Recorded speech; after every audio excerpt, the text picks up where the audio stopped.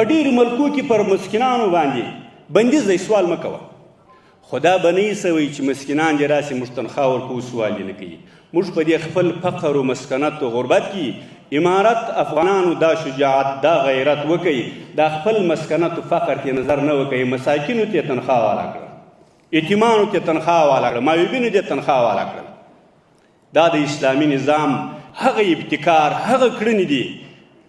تر دې ورتېر سي ای مومنانو، یو ډېر چې انسان د انسانیت د رتبې څه باسي. د انسان حقیقت خو دا دی چې د الله په مخ کې د امتیاز لري، چې انسان د انسانیت د رتبې څه باسي.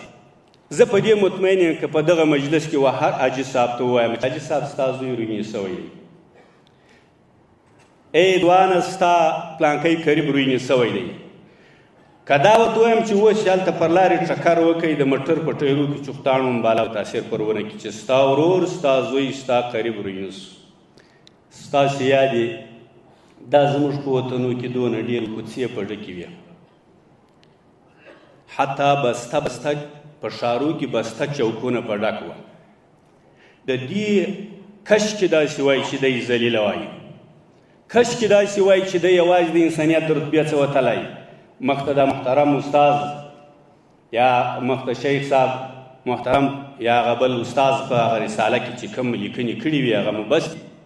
په دې کې یو داسې حال به راغی چې بسته کورني اولاد ان تر دې ته داسې حده خبر سوی یم چې یو عملي سړی د رویونو خپل کور والا په دې امر کوي چې ولاړ شه ما ته روین له هغه خوا چې راوړې.